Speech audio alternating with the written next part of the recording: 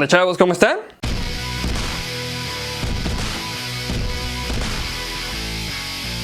Primero, analicemos esto. Los videojuegos hoy en día tienen diferentes temáticas. Todos tienen una gran variedad de elementos que, en conjunto con el avance de la tecnología, han atrapado a muchos jugadores en sus historias. La gran diversidad de temas que abordan nos llevan a cumplir muchas fantasías, y debo reconocer que muchas de esas historias tienen contenido muy violento, sobre todo aquellas historias que tienen tintes post-apocalípticos, de supervivencia, o los que de alguna manera u otra abordan combates en cualquiera de sus formas. Por supuesto que la violencia está involucrada en muchos de estos casos, incluso en aquellos videojuegos en donde la violencia no es explícita, pero tiene como propósito vencer a algunos de los enemigos dentro de la trama de la historia. El día de hoy veremos aquellos casos en donde alguien ha perdido la vida, y los medios de comunicación han mencionado que estos casos han sido influenciados por los videojuegos, pero que es completamente falso. El caso número 1 lo tiene Daniel Petrick, quien hoy en día purga una condena de 23 años sin derecho a libertad condicional. Ahora, las cosas ocurrieron de la siguiente manera. Daniel, de 16 años, y sus padres tuvieron una discusión acerca del videojuego llamado Halo 3. Todos aquellos que han jugado ese videojuego saben que la violencia que aparece ahí es violencia fantástica, y que tanto las armas como la temática del juego no coinciden en muchas maneras con la violencia que pudiera apreciarse hoy en día en la vida real. Daniel cometió el delito con un arma real y sin ninguna relación con la temática del juego. De ninguna manera el juego influenció en la vida real a Daniel a cometer tal atrocidad. En el juego no se llevaban a cabo acciones como las que cometió Daniel. Entonces, ¿por qué se dice que el juego influenció a Daniel a llevarlo a cabo? Ninguna de las misiones del juego o el gameplay del mismo, es más, ni siquiera la historia hace referencia a algún crimen, siquiera parecido en el que participó Daniel. Entonces, ¿qué pasó? Bueno, supongo que publicidad mediática. Daniel simplemente estaba en desacuerdo de que sus padres no le permitieran en un principio comprar el juego, y después de que lo compró no le permitían jugarlo. Claro que lo compró a escondidas y, bueno, Daniel tuvo una enfermedad que lo obligó a quedarse en casa. Fue donde desarrolló una adicción a jugar que lo llevó a estar hasta 18 horas jugando en línea sin apenas descansar. Obviamente que lo atraparon tarde que temprano y le confiscaron el videojuego. Y bueno, fue cuando él reaccionó de esa manera, lo cual, por más estúpido que parezca, no tiene nada que ver con el videojuego en sí. Número 2. Mucho se dijo en 1982 acerca del caso de Peter Burkowski, un chico de 18 años que planeaba dentro de su futuro convertirse en doctor. Bueno, pues en aquella época los periódicos lo eran todo. La radio era un poco más restringida y la verdad es que los rumores eran más que suficientes para dar a conocer de boca a boca que el joven Peter había sido asesinado por un videojuego. El récord de Peter en el videojuego Berserk decía mucho de él. En poco tiempo yo ocupaba uno de los primeros lugares en el rating de ese videojuego.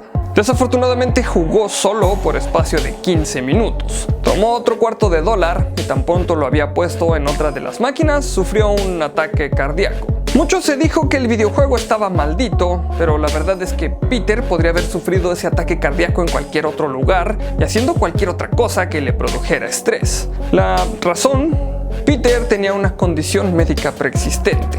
Número 3. La verdad es que me molesta un poco la situación porque los medios de comunicación utilizan cualquier pretexto para colgarse de la fama de los videojuegos. En este caso, por ejemplo, Tyrone Spellman presentaba tendencias violentas. En esta situación, su hija de poco más de un año de edad sufrió las consecuencias de un padre abusivo. Nada tienen que ver los videojuegos en el incidente. Y si es cierto que la niña al pasar tiró el Xbox de Tyrone rompiéndolo, se demostró que la pequeña ya presentaba evidencias de abuso por parte de su padre. En la autopsia se reveló que tenía una fractura en el brazo y que esta misma no era reciente. Número 4. Cuando me doy cuenta del actuar de la policía de los Estados Unidos, no puedo más que sentir un poco de miedo al pensar en que quizá me encuentre con un policía y note mi acento al hablar en inglés, porque sí, hablo inglés, chavos, no soy tan inculto, pero les decía, no necesitas ir muy lejos para darte cuenta que muchos videos muestran a un policía en Estados Unidos que dispara primero y pregunta después. Sin embargo, también he visto largas persecuciones policíacas y delincuentes que no tienen temor alguno por la autoridad de su país. Quizá este es el caso de Devin Moore, quien le quitara a un policía su arma de cargo y pues literalmente se cargara a 3 policías más. Todo esto dentro de la estación de policía. El incidente, que se llevó a cabo en una no tan sweet Alabama, generó mucha controversia porque básicamente Moore se robó una patrulla y huyó en ella. ¿Quién dijo Grand Theft Auto? Sí, claro, es coincidencia. Pero esta controversia se generó porque ellos quisieron. Sucedió en 2003 y coincide que el videojuego Grand Theft Auto, o GTA como lo conocemos vulgarmente, estaba en boga. Pues en los juicios se alegó que Moore sufría de estrés postraumático y como lo más significativo de este caso fue que al momento de su aprehensión dijo: la vida es como un juego, todos tienen que morir alguna vez. Bueno, esto lo quiso usar su defensa en el jurado, pero el juez prohibió que de alguna manera Moore intentara decir que había sido influenciado por el videojuego. Y sí, reconozco que tiene todo el estilo del GTA, pero el videojuego se basó en la vida real. Y no, la vida real no se basa en ese videojuego. Claro que a la prensa le valió 3 cacahuates y se ufanaban en decir que efectivamente el videojuego había sido el causante. Mira qué fácil. Bueno, el jurado terminó dictando pena capital de todos modos. Número 5. En otro caso de violencia doméstica, ocurrió cuando Harvey L. Johnson utilizó un control de videojuegos para terminar con la vida de una menor, hija de Neida E. Weiss. El caso generó mucha controversia y una vez más los medios de comunicación relacionaron los videojuegos con este caso, aunque solo en el inicio de este, porque durante el juicio salió a la luz la gran cantidad de abusos de los que Johnson había sido objeto. La madre del perpetrador definitivamente había criado un monstruo, y si bien nadie merecía terminar lastimado, tampoco fue un crimen que se haya perpetrado en el nombre de los videojuegos y mucho menos influenciado por ellos. Terminó con un veredicto por parte del jurado en donde se le sentenciaba la pena capital. Número 6. Xiao Yi fue un chico de 13 años de edad que saltó de un edificio en Tianjin. Su relación con el videojuego World of Warcraft era muy extrema. Sufría de desorden de adicción al internet, o comúnmente conocida como Internet Addiction Disorder. Sí, la verdad es que es más fácil encontrar esta relación cuando está escrita en inglés, porque si bien en México se sigue dando, no es tan intensa como en otros países. Xiao Yi dejó notas en donde se despedía de su familia y amigos, además de expresar que le gustaría encontrar a sus ciberamigos en el más allá.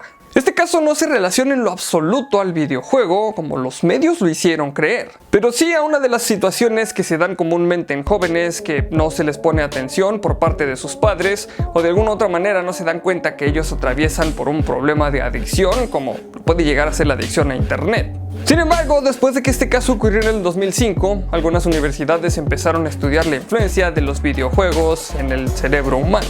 Número 7. Qiu Shenwei. En este particular caso, Qiu le prestó una espada virtual a uno de sus amigos con quien jugaba regularmente. En el juego Legend of Mir 3 es posible vender en la vida real los artefactos virtuales que obtienes dentro del juego. Una vez que Xu Caoyuan vendiera por eBay la espada que Qiu le había prestado, Qiu perdió la razón y confrontó a Xu exigiéndole sus pertenencias de regreso.